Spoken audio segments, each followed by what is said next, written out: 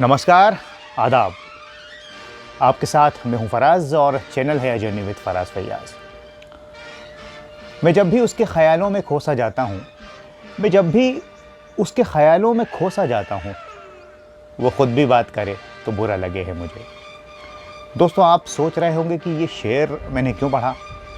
अरे भाई, जब बात हो खूबसूरत सायरा बानो जी की और तारीफ़ उनकी कर रहा हूँ कोई और नहीं, हैंडसम शम्मी कपूर जी, फिल्म जंगली हो, इसकी कुछ बातें हों और ये बात भी हो कि शम्मी कपूर ने क्यों डांटा था सायरा बानो को जंगली के सेट पर, और फिर क्यों इन दोनों ने ब्लफ मास्टर के अलावा किसी फिल्म में काम नहीं किया। साथ ब्लफ मास्टर में भी इसलिए किया कि सायरा जी ने पहले साइन कर ली थी। ये बात करेंगे हम।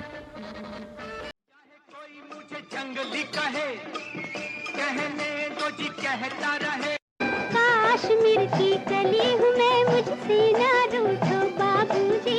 ओ दिल पर दिल तो कहे तेरी राहों को रोक लूं मैं।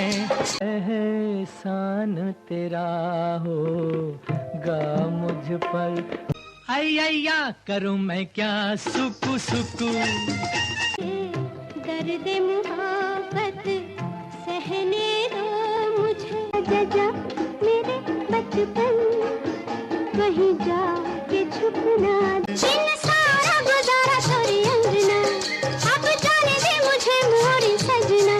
मुझे तुमसे मोहब्बत हो गई है, मुझे पलकों की। मेरे यार शब खैर, मेरे यार शब खैर। पहले थोड़ी सी बात सायरा बानो की। जब वो 16 साल की थी तो इंग्लैंड से इंडिया आ गई पढ़ाई करके। फिल्मों में आना चाहती थी। नसीम बानो जी, उनकी माँ, नहीं चाहती थी कि सायरा फिल्मों में आए, बहुत टाल मटोल की। जैसे ही सायरा बॉम्बे आई, फिल्म डायरेक्टर्स को पता चल गया तो वो चक्कर काटने लगे। राम मुखर्जी जी ने तो हम हिंदुस्तानी के लिए रोल ऑफ़र कर दिया सुनील दत्त के अपोजिट। लेकिन नसीम जी को ऐसा लगा कि पहले तो वो चाहती नहीं थी सायरा फिल्मों में आए, फिर उन्होंने सोचा कि सुनील दत्त मैच्योर हैं, उनके आगे ये सायरा कैसे जमेंगी।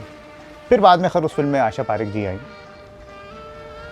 लेकिन फिर सुबोध मुखर्जी, जिनसे घरेलू ताल्लुकात रहे नसीम बानो जी के, शशिधर मुखर्जी के छोटे भाई सुबोध मुखर्जी, उन्होंने फिर सायरा को लेने की इच्छा जाहिर की और फिर इस तरह से फिर वो जंगली में आई। सायरा बहुत चाहती थी फिल्मों में आना, शुरू ही से उनकी माँ खिलाफ थी। अब सुबोध मुखर्जी की हर फिल्म में तकरीबन, मुनीम जी, लव मैरिज, पेंगेस में हीरो थे देवानंद साहब, इस फिल्म में भी वो होने वाले थे। लेकिन सुबोध मुखर्जी ने इस बार सोचा कि इस बार शम्मी को लेते हैं। शम्मी उन दिनों चमक रहे थे, तुमसे नहीं देखा, दिल दे के देखो, शम्मी कपूर आ गए। अब जब हिस्ट्री क्रिएट होनी होती है तो ऐसे ही होता है। फिर शम्मी आए तो फिर शंकर जयकिशन, तो जयकिशन ने अपने दोस्त के लिए बेहतरीन टाइटल सॉन्ग बनाया, चाहे कोई मुझे जंगली कहे। रफ़ी साहब ने चार चांद लगाए। इस तरह से ये सारी बातें रहीं।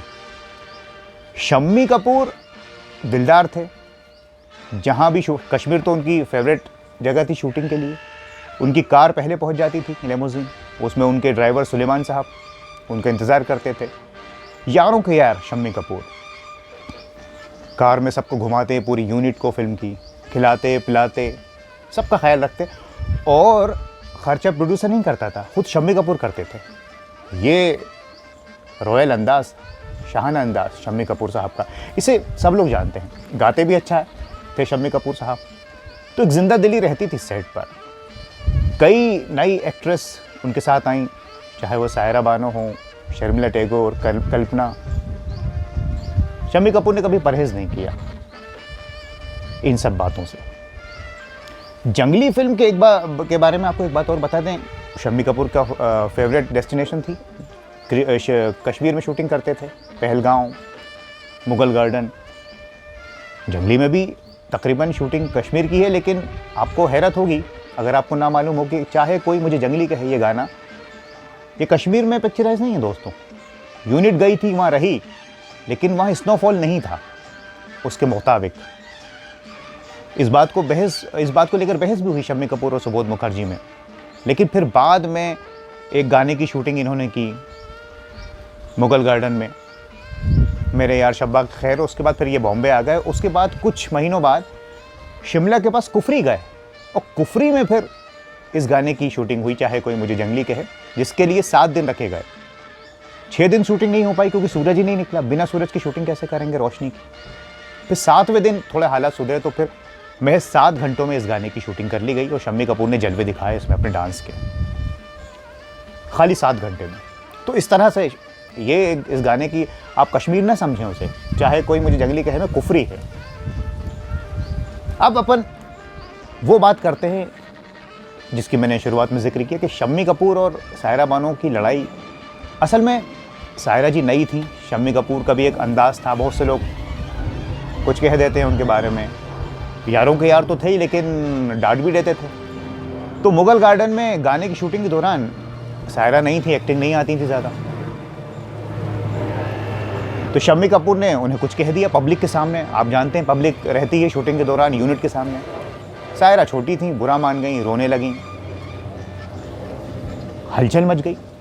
बीच में नसीम बानो आई, वो वहीं मौजूद थी, सायरा को कोने में ले गई, चुप कराया। सायरा ने जिद की अब मैं फिल्मों में काम नहीं करूंगी। नसीम बानो ने कहा हमने तो पहले ही कहा था ये लाइन आपके लिए ठीक नहीं है। लेकिन फिर बाद में कुछ समझाइश हुई और सायरा मान गई और शूटिंग की उन्होंने। और लेकिन ये तय किया कि अब मैं एक्टिंग सीखूंगी और बाद में ये भी तय किया कि शम्मी के साथ अब काम नहीं करूंगी। उसमें कई सीन जो जंगली में हैं वो आप ऐसा लगता है कि बहुत मोहब्बतें हैं, लेकिन एक लड़ाई सी हो गई थी शम्मी कपूर और सायरा बानो, क्योंकि छोटी थी, कमसिन थी। फिर उसके बाद ब्लफ मास्टर में इन्होंने ज़रूर साथ काम किया क्योंकि वो फिल्म पहले ही डिसाइड हो चुकी थी और उसको पहले सुबोध मुखर्जी ही बनाने वाले थे, लेकिन बाद में फिर मनमोहन देसाई ने बनाई, उनके भाई सुभाष देसाई ने उसमें पैसा लगाया। और फिर सायरा बानो ने बहुत सालों बाद ब्लफ मास्टर के फिल्म B.R. चोपड़ा की फिल्म ज़मीर में साथ काम किया, तकरीबन 12 साल बाद। और फिर सायरा मुस्कुराई और शम्मी कपूर से कहा, उसमें वो बेटी बनी थी शम्मी कपूर की, कि अब तो मुझे एक्टिंग आती है।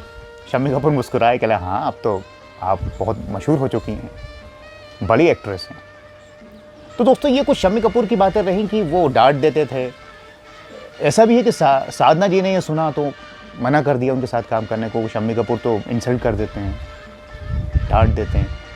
फिर साधना ने कहा कि मैं किसी की बातों को क्यों सुनूं, मेरे साथ तो ऐसा कुछ नहीं हुआ।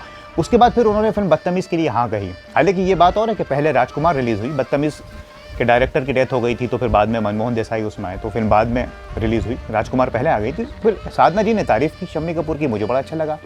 यही बात आशा पारेख तो कहती हैं कि मेरे सबसे अच्छे को स्टार शम्मी कपूर रहे, कई फिल्में साथ में हुई, तीसरी मंजिल, पगला कहीं का और दिल दे के देखो। बहरहाल दोस्तों ये सारी बातें थीं, अब फैसला आपको करना है कि आप क्या सोचते हैं। बहरहाल ये सारी बातें थी फिल्म जंगली को लेके, सायरा बानो और शम्मी कपूर को लेके। लेकिन कुछ भी हो, इन दोनों का काम बहुत अच्छा रहा, गाने बहुत अच्छे रहे।